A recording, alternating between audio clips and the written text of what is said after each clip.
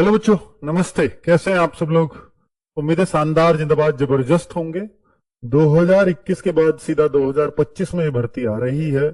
4 साल आप लोगों ने वेट किया है और बहुत ज्यादा इंतजार, या मैं कहूं कि एक बहुत बड़ा मौका उन बच्चों के लिए जो शायद अब कांस्टेबल बनने से भी चूके हैं और लगातार इस बात से परेशान थे कि भाई मैं कैसे अपने आप को साबित करूं। तो उनके लिए एक बहुत बहुत शानदार अवसर है कि भाई आप कांस्टेबल नहीं, आप छोड़ो सारी बातों को।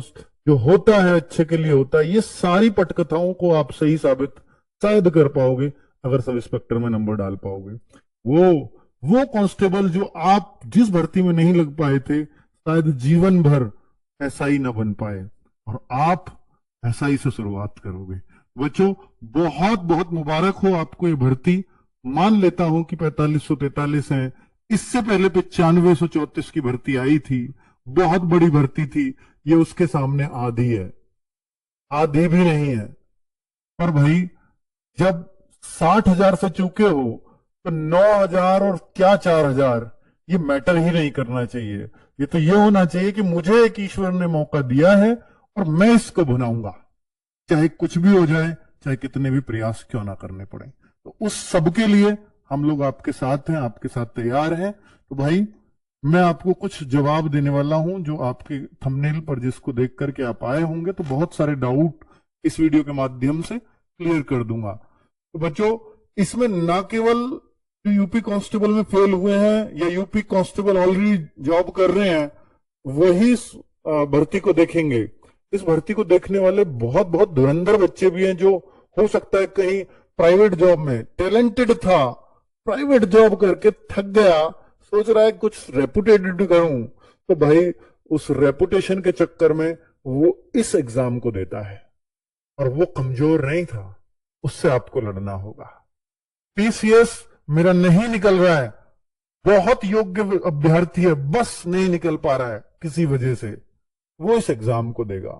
तो आपकी लड़ाई अब थोड़े सितारों से होगी, और तभी आपको वो सितारे मिलेंगे। तो भाई, आप सबके लिए, कि ऐसा नहीं है कि आप इसमें नंबर नहीं डाल सकते या मैं आपको डिमोटिवेट कर रहा हूं, पर मैं आपको आगाह कर रहा हूं कि आपको हर दिन और हर रात इस भर्ती के लिए समर्पित करनी होगी, तभी आप शायद एक एक पोस्ट अपने नाम कर पाओगे। तो अगर बात करूं कि ये पोस्ट आई है, अगर देखोगे तो 26,596। हालांकि अखबार इसको 28,000 कुछ लिख रहे हैं, क्योंकि कंप्यूटर ऑपरेटर की भर्ती हुई थी 1100 कुछ, जिसका अभी एग्जाम नहीं हुआ है। ऐसे ही एक गोपनीय विभाग की भर्ती आई थी, वो कुछ पद हैं। उन सबको अगर जोड़ दें तो ये 28,000 कुछ पद बन जाते हैं।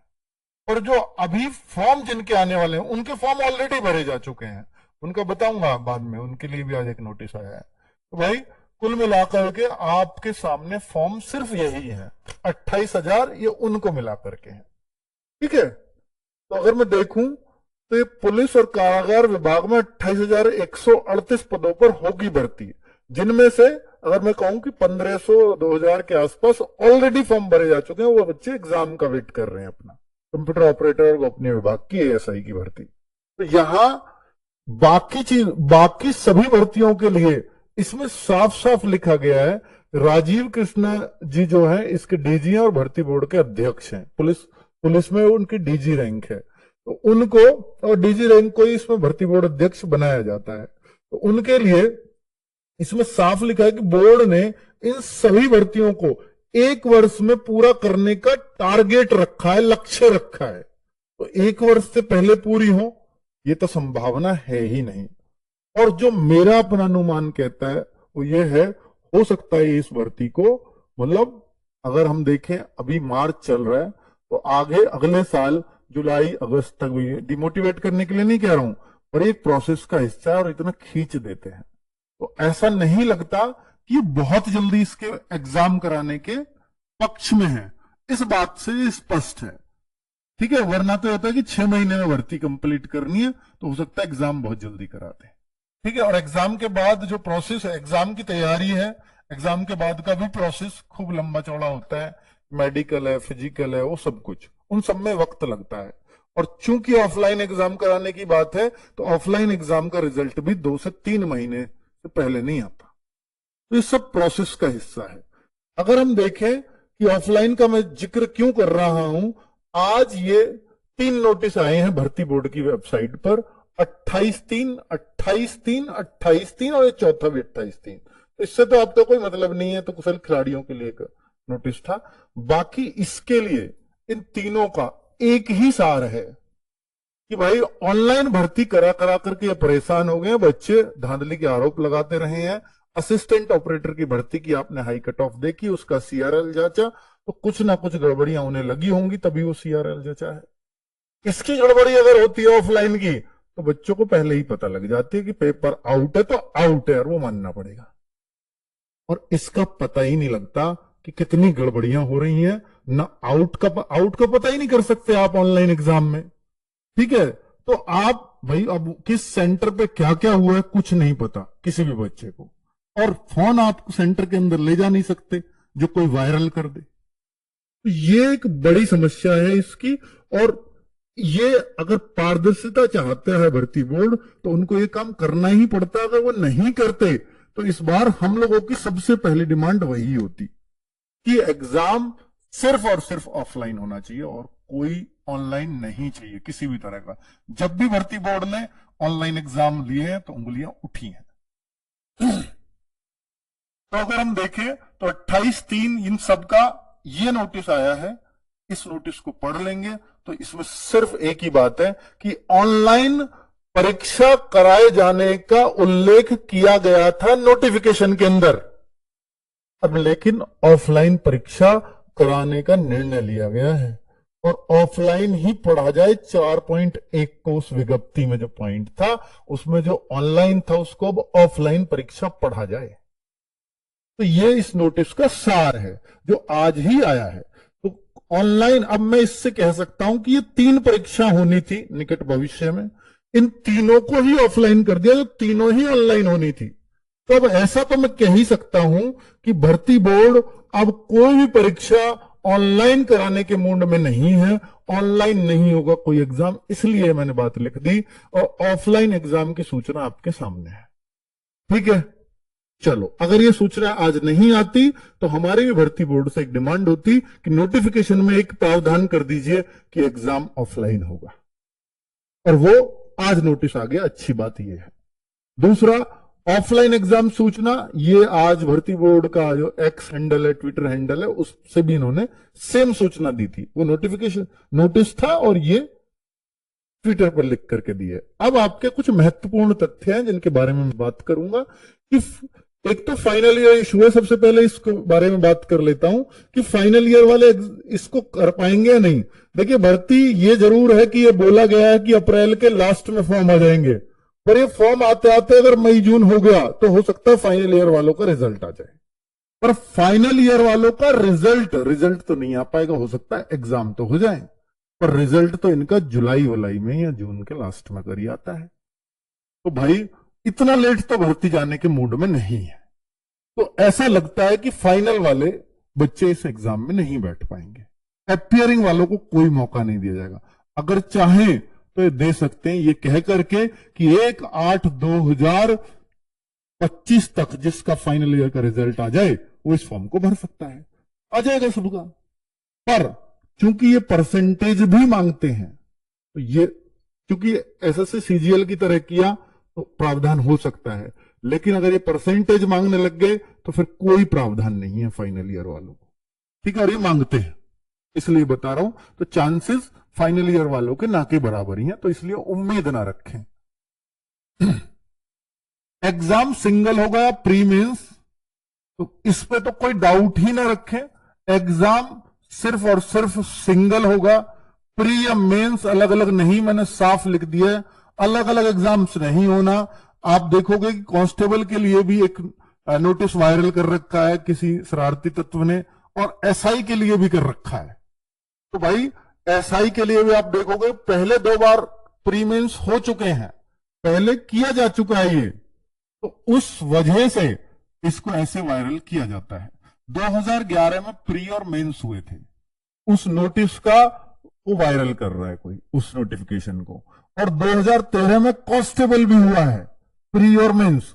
तो दोनों प्री और मेंस हो चुके हैं, इस वजह से वो किसी ने वहां से उठा करके डाल दिए कि कांस्टेबल भी भैया इस बार प्री मेंस हो रहा है और क्या यूपीएसआई भी प्री मेंस हो रहा है। तो ऐसा कोई भी दूर दूर तक चक्कर नहीं है, तो आप अपने दिमाग से बहम निकाल दें। एग्जाम सिर्फ एक होगा, क्योंकि इस सब के लिए नियमावली में चेंज करना पड़ता है और वो कैबिनेट के द्वारा होता है, और कैबिनेट के द्वारा अगर होता है तो न्यूज़पेपर में भी खबर आती है, और इतनी छोटी खबर है कि वो हम इतनी छोटी खबर नहीं है कि वो हम तक नहीं पहुंचती, वो 100% पहुंचती, और भर्ती बोर्ड ट्विटर पर भी इसकी जानकारी देता। तो कुल मिलाकर के नियमावली चेंज का प्रश्न है, तो इसमें किसी भी तरह का कोई परिवर्तन नहीं हुआ, वरना वो सूचना अब तक आ गई होती। ठीक है, तो क्लियरली आप नो करिए इसमें कि प्री मेंस बिल्कुल नहीं है। एग्जाम ऑफलाइन ही रहेगा इस बार, बिल्कुल। पहले यूपीएसआई का एग्जाम ऑनलाइन हुआ है दोनों बार, 2021 में भी, 2017 में भी। 17 में भी कैंसिल भी हुआ, तब भी ऑनलाइन हुआ था। ठीक है, तो ये इस बार ऑफलाइन होगा। क्या सर ये नियमावली चेंज का प्रश्न ये नहीं है? नहीं, आप नोटिफिकेशन कभी भी उठा के देखोगे तो बहुत सारे नोटिफिकेशन में ये मिलेगा कि भर्ती बोर्ड अपनी सुविधानुसार कि बच्चों की संख्या देख करके या कुछ भी, तो वो ऑफलाइन या ऑनलाइन उस समय डिसीजन लिया जाएगा। बहुत सारे नोटिफिकेशन में ऐसा प्रावधान है। ठीक है, इसमें चूंकि अब आपने गोपनीय का देखा, आपने कंप्यूटर ऑपरेटर की भर्ती देखी, उसमें साफ साफ ऑनलाइन लिख दिया था नोटिफिकेशन में, और ऐसे वो चेंज भी कर देते हैं। तो ये शासन या प्रशासन, ये शासन को जाने, इसमें मतलब ये इतना बड़ा चेंज नहीं है कि ये शासन के स्तर पर लिया जाए, ये डिसीजन भर्ती बोर्ड का खुद का होगा। ठीक है, तो ये ऑफलाइन ही होगा, चूंकि आप देख चुके हो कि ऑनलाइन से ऑफलाइन की तरफ आ रहे हैं, तो अब ऑनलाइन आने का नोटिफिकेशन में कोई सवाल नहीं उठता। नेगेटिव मार्किंग रहेगी या नहीं? तो नेगेटिव मार्किंग एक ये भी मतलब वही शासन स्तर की कार्यवाही है, कैबिनेट स्तर की कार्यवाही, नियमावली चेंज की कार्यवाही है। क्योंकि पिछली बार नेगेटिव मार्किंग नहीं थी, तो इस बार भी नहीं होगी। यह भी एक बड़ा चेंज माना जाता है, जो शासन से ही आएगा, नियमावली चेंज में ही लगेगा। तो भाई चेंज होता तो पता लग जाती, चेंज नहीं है इसलिए पता नहीं लगी, तो नेगेटिव मार्किंग इस बार भी नहीं आनी, उम्मीद यही है। ठीक है, तो नेगेटिव मार्किंग नहीं होगी, नहीं, नेगेटिव मार्किंग नहीं। ठीक है, नो। एग्जाम कब तक होगा, ये बहुत बड़ा सवाल है, और जितना आपका सवाल है इसमें किसी का भी और मेरा भी रहेगा। 2.5-3 महीने बहुत जल्दी अगर उनको हो, क्योंकि आचार संहिता लगनी थी, इलेक्शन थे 2024 में, तो 40 दिन में उन्होंने एग्जाम का नोटिफिकेशन भी साथ के साथ निकाल दिया था। तो भाई मेरे भाई, ये तो एग्जाम कराने की फिलहाल कोई जल्दी नजर नहीं आती, तो इसके लिए एटलीस्ट मेरा जो अनुमान कहता है, कम से कम, ये ज्यादा कुछ भी हो सकता है, कम से कम 4 से 6 महीने का समय मिलेगा ही मिलेगा, आराम से, और आप अपनी तैयारी कर भी पाओगे। कम से कम 4 से 6 महीने का, इससे ज्यादा कितना ही मिल जाओ वो कुछ भी हो सकता है, 6+ कितना भी मिल जाओ, पर ये उम्मीद लगती है 4 से 6 महीने में ही एग्जाम होगा, जल्दी नहीं है इस वजह से। ठीक है, कितना स्कोर टारगेट करें, तो आपको इतना पता होना चाहिए कि ये एग्जाम पैटर्न है, तभी वो एक टारगेट की बात मन में आती है कि देखिए यूपीएसआई एग्जाम पैटर्न चेंज नहीं है, नियमावली नहीं बदली है, तो पैटर्न यही रहने वाला है, आप आश्वस्त रहिए। लेकिन इतना जरूर हो जाएगा जब मूल विधि ही बदल गई, पूरा बेसिक कानून ही बदल गया, तो ये जो आपकी आईपीसी सीआरपीसी आती थी वो अब बीएनएस और बीएनएसएस ये हो चुका है। ठीक है, तो कुल मिलाकर के इसमें थोड़ा परिवर्तन देखने को मिलेगा, लेकिन आईपीसी और सीआरपीसी से अगर क्वेश्चन देखोगे तो सिर्फ 2 आते थे, बाकी मूल विधि में और बहुत सारे एक्ट हैं, दहेज एक्ट, और मोटर व्हीकल एक्ट, उस तरह के ऐसे कम 13-14 एक्ट होंगे करीब। तो आईपीसी सीआरपीसी उनके एक 2 पार्ट थे बस। ठीक है, तो ये 8 नंबर की आती है, तो आईपीसी सीआरपीसी अगर हट भी गई है तो बीएनएस आ भी गया है, तो वो 2 क्वेश्चनों का परिवर्तन हो सकता है मैक्सिमम। ठीक है, चलो तो इस पर भी बात करूंगा। पहले बात कर लेता हूं मैथ्स, 40 क्वेश्चन है, 100 मार्क्स का रहता है, एक क्वेश्चन है 2.5 नंबर का होता है।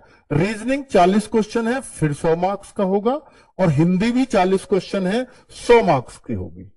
ठीक है, पर ये थोड़ा सा मिक्सअप इसमें हो जाता है, पिछली बार हुआ भी था कि भाई यहां ना मैथ्स के क्वेश्चन 30 ही आए और रीजनिंग के क्वेश्चन 40 हो जाए, या जीएस में वो क्वेश्चंस डाल दे मैथ्स के कुछ मिक्सअप, ऐसा देखने को मिला है। क्योंकि ऐसा आप देखेंगे तो ये जनरली ऐसा होता नहीं है, कई कई बार तो ऐसा ही हुआ कि 40 मैथ्स के 40 रीजनिंग के, 2017 में तो एग्जैक्ट थे, लेकिन ये 2000 अगर आप 21 वाले पेपर की बात करेंगे तो वहां ये चेंजेस देखने को मिले थे। ठीक है, चलो हिंदी के 40 क्वेश्चन है, वो भी 100 नंबर के हैं, और पॉलिटी मूल विधि ये दोनों मिलाकर के 24 नंबर है, और बाकी जो जीएस बच गई, चाहे वो करंट अफेयर्स बचे, साइंस बचे, आपकी ज्योग्राफी हो, हिस्ट्री हो, स्ट्रेटेजी की हो, सब 16 नंबर में आएगा। तो आप देखो हिस्ट्री ज्योग्राफी के हिस्से में क्या क्या आएगा, 2-2 नंबर, 1-1 नंबर। तो यहां जीके का बहुत बड़ा अर्थ नहीं होता, मेन अर्थ होता है पॉलिटी और मूल विधि। ये बेसिक जीके, मतलब कोई सब्जेक्ट अगर आपका वीक है तो उसको वीक मत रहने देना, एवरेज जरूर रख लेना। ये अगर आपकी जीए के वीक है तो अच्छी बात है, कोई दिक्कत नहीं, पर बाकी सब चीजें स्ट्रांग हो, पर ये भी एवरेज हो, तभी सिलेक्शन। क्योंकि देखो नंबर कितने टारगेट करेंगे, मैं उस पर आ रहा हूं अभी।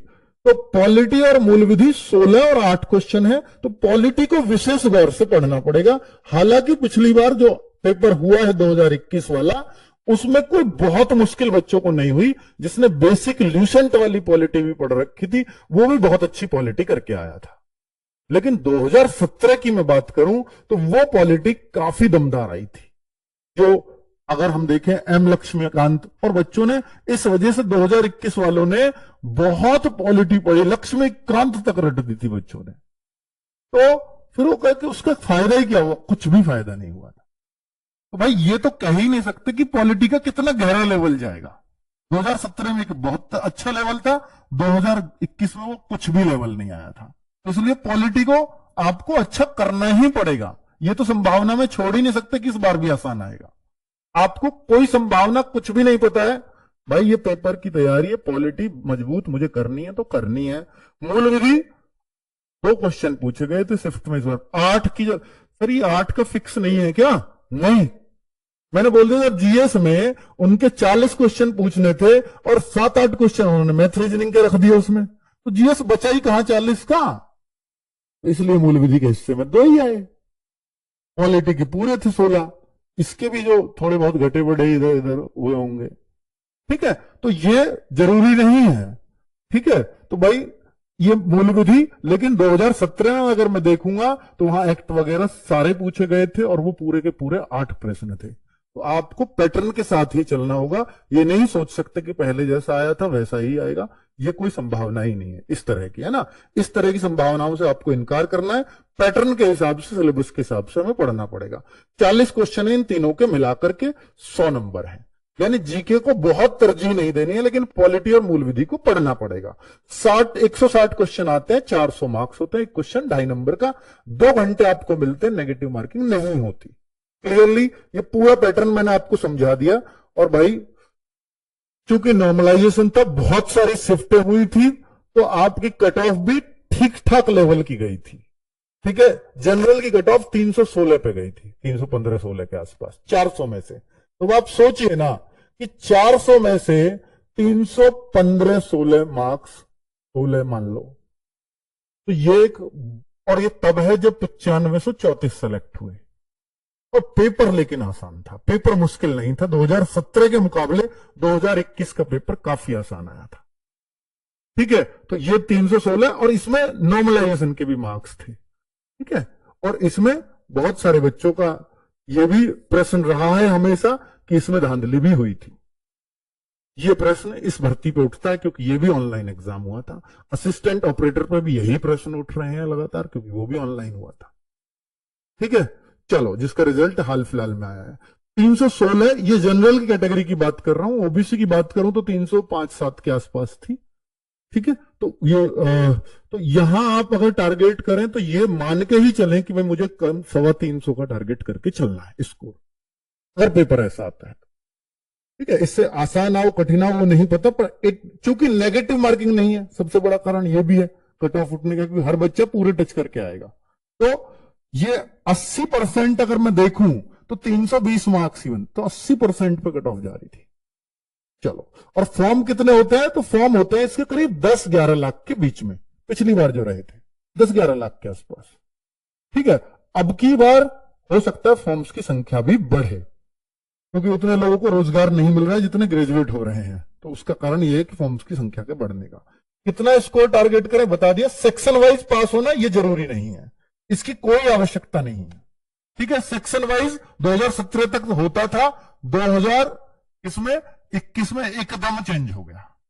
यानी 17 में भी नेगेटिव मार्किंग नहीं थी, लेकिन सेक्शनल वाइज नियमावली बदली, सेक्शन वाइज चेंज को उसको हटा दिया गया पास होने को, और अब कंबाइंड रूप से पास होना होता है। ठीक है, चलिए, लेकिन ओवरऑल का ये तो कर रखा कि ओवरऑल का 50%, तो भाई 50 तो आएगा ना, 400 में से 200 पे तो वैसे ही नंबर नहीं आना, तो वो तो भूल ही जाओ। तो हाँ, अलग अलग पास होना थोड़ा मुश्किल था। ओवरऑल का 50, तो इसका मतलब 200 से नीचे कोई सिलेक्शन की उम्मीद भी करेगा तो उसका कोई फर्क नहीं है। ओवरऑल 50 वाला, ये तो कंडीशन चाहे रहे ना रहे उसका फर्क पड़ता नहीं है। अब मैं बात कर लेता हूं कि बेस्ट स्टडी प्लान आपके लिए क्या हो सकता है यूपीएसआई के लिए, क्योंकि कुछ बच्चे इस वजह से भी जुड़े हैं कि मैं इसको समझ सकूं। तो भाई देखिए, 5 चीजें हैं जो मैं आपके साथ डिस्कस करने जा रहा हूं। एक दर्शन सीरीज, जिसकी अभी मैं सारी क्लासेस के बारे में थोड़ा सा आपको बताऊंगा कि वो क्यों जरूरी है। एक विनायक 2.0 बैच, जिसकी क्लासेस 1 अप्रैल से बैच आ रहा है, जिसकी क्लासेस 7 अप्रैल से स्टार्ट, विश्व स्वास्थ्य दिवस है इस दिन, 7 अप्रैल से स्टार्ट हो जाएंगी ये क्लास। ठीक है, विनायक 2.0 बैच की। और विनायक बैच जिसमें हिंदी नवीन शर्मा सर ने, और जिसमें मतलब विनायक बैच की बात कर रहा हूं मैं, और जिसमें रीजनिंग संदीप चौधरी सर ने, जिसमें मैथ्स राहुल तेवतिया सर ने, और जीएस की धुरंधर टीम, इन सब ने विनायक 1 बैच में पढ़ा रखा है। और विनायक 1 बैच आप सब लोगों को मुफ्त मिलेगा रिकॉर्डेड फॉर्म में, क्योंकि बच्चे की अपनी अपनी क्षमताएं हैं, जरूरी नहीं है कि सब लाइव पढ़ें। कोई कहे मुझे तो अपने जो चैप्टर्स वीक है सिर्फ उन पे काम करना है, लाइव में तो आपको डेली एक वीडियो ही मिलेगी, लेकिन जो अपने वीक पॉइंट्स पे काम करना है सिर्फ वही देखना है, तो रिकॉर्डेड फॉर्म में भी वो एक बैच दिया जाएगा आपको इसी बैच की फीस में। और जिन बच्चों ने पहले विनायक बैच लिया था उन सबको ये फ्री ऑफ कॉस्ट मिलने वाला है। तो ये मैंने उस टाइम आपसे प्रॉमिस किया था, चाहे इन बातों को 1.5 साल हो गया हो या 2 साल, वो मैटर नहीं करता, और आपको बोला था तो आज मैं प्रॉमिस निभा रहा हूं, क्योंकि तब से कोई भर्ती नहीं आई यूपीएसआई की। चलिए बात करता हूं बुक्स की। तो भाई बुक्स भी इस वीडियो में भी सजेस्ट करने वाला हूं। मॉक टेस्ट आप 9534 वाले बच्चे से जो सेलेक्ट हुए थे, 9534, उनमें से शायद 9000 के आसपास को ज्वाइनिंग मिली है, कुछ मेडिकल में रहे ज्वाइन नहीं किया। तो 9000 के आसपास जिन बच्चों ने ज्वाइन किया है, आप एक से भी ये नहीं कहलवा सकते कि भाई मैंने मॉक टेस्ट नहीं दिया था। मॉक टेस्ट तो उन्होंने आरडब्ल्यूए का दिया ही दिया था। ठीक है, और प्रैक्टिस सेट्स जो फ्री ऑफ कॉस्ट यूट्यूब पर होंगे, इससे भी बहुत ज्यादा संख्या में बच्चा जुड़ा हुआ था। ठीक है, और ये अभी भी हम लोग आपके लिए स्टार्ट करेंगे। तो पूरा जो प्रोग्राम है उसको समझ लेते हैं कि दर्शन सीरीज क्या है। तो दर्शन सीरीज मेरे भाई ये वो सीरीज है जिसमें आपको, जैसे मूल विधि है, तो मूल विधि से प्रश्न कहां कहां से बने हैं, क्या क्या बने हैं, क्या क्या उनके बेसिक थॉट्स रहे हैं। 3 आवर्स की क्लास होगी जिससे पूरे प्रीवियस ईयर का निचोड़ आपको बता दिया जाएगा, एक एक क्वेश्चन के साथ, कि इस क्वेश्चंस को कैसे बना सकते हो। जब आपका एक थॉट होगा कि भाई मूल विधि का प्रीवियस ईयर में ऐसा आ रहा है, आप देखने को तो यूपीएसआई सॉल्व पेपर ले आओ, उसमें सब कुछ आपको मिल जाएगा, लेकिन एक टीचर के नजरिए से आप उनको देखिएगा। वो आपको मंडे में सुबह 10 बजे से ये एक क्लास करनी है, जिससे आपको पूरी मूल विधि समझ आ जाएगी, क्या क्या कहां कहां से कैसे पूछा गया है। इस क्लास को मिस मत करिएगा। इस दर्शन सीरीज की एक एक क्लास बहुत मायने रखेगी। मंगलवार को यानी नेक्स्ट डे 1 तारीख को बहुत समझ के हमने टाइम टेबल बनाया है। ये सब फ्री ऑफ कॉस्ट है, यूट्यूब पर इसी चैनल पर चल रही होंगी। पॉलिटी की दिग्विजय सर क्लास करा रहे होंगे। पॉलिटी से कहां कहां 2017 में क्वेश्चंस पूछे गए, किन किन टॉपिक से पूछे गए, 2021 में कहां कहां से प्रश्न आए, कितनी गहराई तक गया और कितना उसका लेवल और कहां वो और जा सकता है, उन सभी प्रश्नों को दिखाते हुए कि किन किन टॉपिक वाइज संजोते हुए सब कुछ आपको समझाएंगे ताकि आप एक बेहतर स्टडी प्लान बना पाए अपना। ठीक है, नेक्स्ट बुधवार को राहुल तेवतिया सर मैथ्स, और यही टीम होगी आपकी बैच में भी दिख रही है आपको। मैथ्स राहुल तेवतिया सर सुबह 10 बजे को, ये सेम टाइम है सबका 10 बजे। ये 3-3 घंटे का क्लास आप मान लीजिए एवरेज।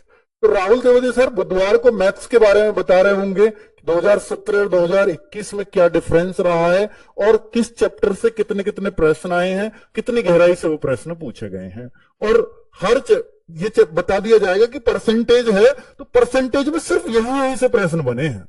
तो ये एरिया ज्यादा इंपॉर्टेंट रहेगा, टाइम एंड वर्क में ये एरिया ज्यादा इंपॉर्टेंट रहेगा। या प्रोबेबिलिटी आती है तो वो कितना इंपॉर्टेंस 2021 में दी गई है उन चैप्टर्स को, और उसको जो है और उस टाइम पे कितनी इंपॉर्टेंस दी गई थी। परमुटेशन, कॉम्बिनेशन, प्रोबेबिलिटी, ऐसे कुछ चैप्टर्स हैं इसमें। सेट थ्योरी 2017 में कोई प्रश्न थे, 2021 में ये प्रश्न थे या नहीं थे। ठीक है, उन सब बातों की चर्चा होगी। बृहस्पतिवार को रीजनिंग राहुल शर्मा जी इसमें जिक्र कर रहे होंगे, और शनिवार को ममतेज सर हिंदी के बारे में वही सब जिक्र कर रहे होंगे, और यूपीजीके का यूपीएसआई में कैसा रोल रहता है ये रविवार को जिक्र कर रहे होंगे। 6 तारीख तक का प्लान है, 31 से लेकर, और 7 तारीख से बैच स्टार्ट हो जाएगा आपका। ठीक है, ये दर्शन सीरीज के बारे में। फिर है बैच विनायक 2.0 जो 1 अप्रैल से आप रजिस्ट्रेशन, यूपीएसआई का बैच आपको अभी ऐप में नहीं मिलेगा, लेकिन ये 1 अप्रैल को दिखाई देने लग जाएगा, तब से आप इसको परचेज कर पाएंगे। और परचेजिंग कॉस्ट आपको पता है आरडब्ल्यू बहुत सबके लिए सामान्य रखता है। जो पिछली बार विनायक बैच की थी वही कॉस्टिंग आपको यहीं देखने को मिलेगी। ठीक है, दोनों बैच में इसमें आपको प्रोवाइड कराऊंगा। बच्चों ये है मूल विधि। मूल विधि की अब मैं बुक्स पे आ रहा हूं, तीसरा पॉइंट मेरा बुक्स का था। तो बुक्स में इस बुक को हम डिसकंटिन्यू कर रहे हैं। मूल विधि एवं भारतीय संविधान दोनों के लिए स्पेशल फॉर यूपीएसआई के लिए बनाई गई थी, लेकिन ये तब बना दी थी जब तक क्या चेंज नहीं हुआ था, बीएनएस। आईपीसी की जगह जब तक बीएनएस नहीं आया था। इसमें सिर्फ इतना अंतर है कि वो 2 चैप्टर चेंज होंगे। आईपीसी को बीएनएस बना दिया और सीआरपीसी को बीएनएसएस बना दिया, तो वो इस बुक के अंदर मिलेंगे आपको दोनों। ठीक है, तो ये मूल विधि की ये बुक ये सर कब मिलेगी? इसमें हमने पॉलिटी भी हटा दी है, इसमें तो दोनों है, तो ये थोड़ी मोटी बनी है। ये बिल्कुल केवल मूल विधि के मतलब की 120 पेजेस में, जिसमें सिर्फ बातें होंगी कि जहां से प्रश्न आए हैं और जैसे प्रश्न आ सकते हैं। क्योंकि बच्चों देखो, मूल विधि है और एक वकील पढ़ता है 3 साल लॉ और फिर एलएलएम करने लगेगा 2 साल और पढ़ेगा लॉ, 5 साल में बनता है। इतना बड़ा लॉ है हमारा। ठीक है, और फिर भी किताबों को देख करके जब भी कोई केस आता है तो फिर भी लॉ की ही बुक पढ़ता है ना, और बुक से ही देख करके फिर भी हो। तो भाई इतना बड़ा सिलेबस है अगर पूरा लॉ की बात करूं, इसलिए आपके लिए मूल विधि बेसिक लॉ लिखा गया है। बेसिक लॉ वो होता है जो एक आम इंसान को जानना चाहिए। पुलिस ट्रेनिंग में भी लॉ ही पढ़ते रहोगे आप, पर वो यहां नहीं पढ़ना है उतना सब। सिर्फ इतना पढ़ना है कि एक आम इंसान को कितनी जानकारी होनी चाहिए अगर कोई पुलिस की तैयारी के लिए जा रहा है, तो उनको किन किन बातों में इंटरेस्ट रखना चाहिए। ठीक है, तो वो सारी समझ है इस बुक के अंदर। खुद राम सर ने अपने हाथों से तैयार की एक एक चीज।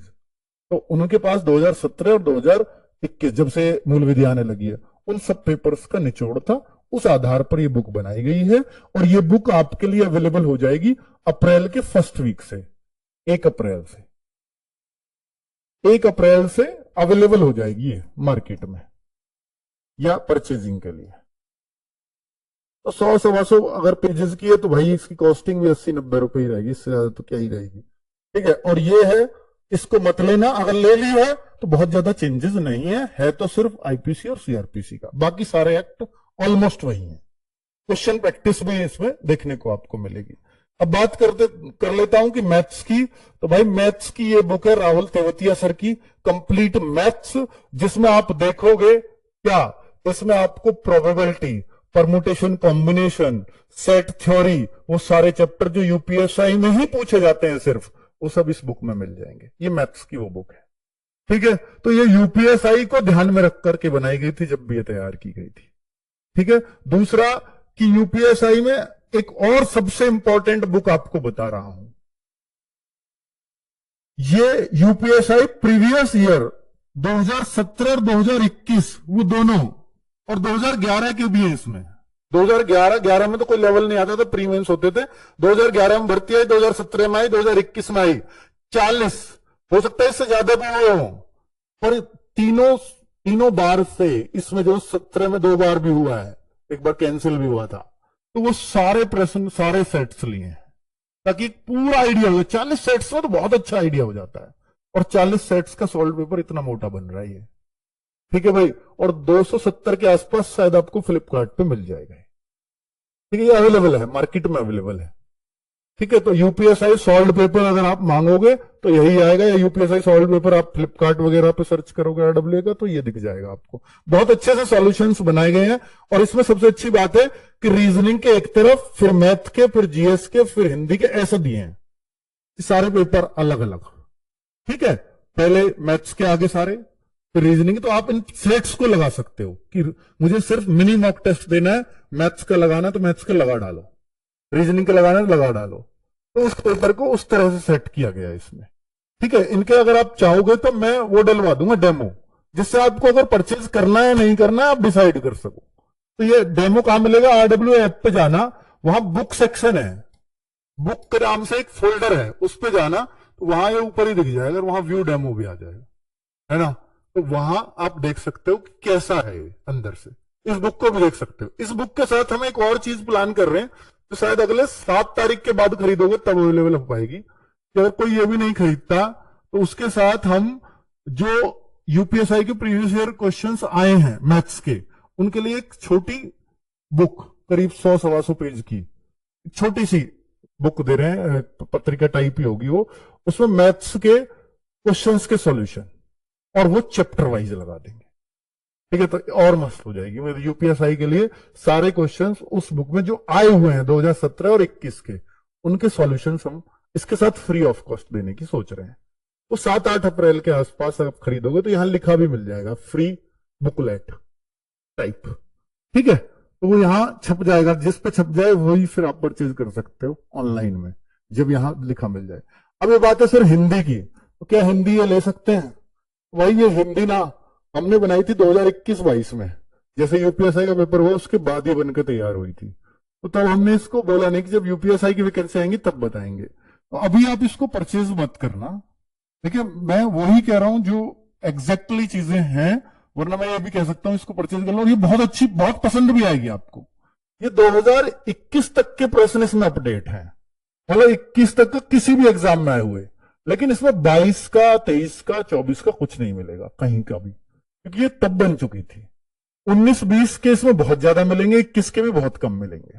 तो अभी हम इसे अपडेट कर रहे हैं, यूपीएसआई के प्रश्नों के साथ यूपी कांस्टेबल के सबके इसमें प्रश्न डाल देंगे, स्पेशली इन दोनों के। बाकी ये यूपी SSS के लिए एक परफेक्ट बुक है। यूपी SSS जो आयोग है उसमें जितने भी हिंदी के प्रश्न आते हैं वो सब इसमें डाले हुए हैं 2021 तक के, ठीक है। तो ये चैप्टर वाइज बुक बनी हुई है, प्रैक्टिस के लिए लेना चाहो तो ले लो, बस इसमें प्रीवियस ईयर हमें और डालने हैं, तब मैं इसको आपके सामने लेके आऊंगा, जिसमें 1 महीना लगेगा हमें। तो ये शायद मई में मैं आपके सामने इसको लॉन्च कर पाऊं नए सिरे से, ठीक है। तो ये सारी बातें मैंने बता दी कि मैं आपसे ऐसे ही यूं कह के इसको ले लो, और पसंद भी आएगी, पर आपको एक कमी मिलेगी, तो अभी नहीं खरीदनी चाहिए आपको, ठीक है। और कोई एज लिमिट के लिए भाई मैं एक वीडियो बना चुका हूं, उसमें मैं सारी बातें कर चुका हूं, प्लीज वो वीडियो देख लेना, आज ही बनाइए 2 बजे, ठीक है। चलो, थैंक यू वेरी मच, नमस्ते।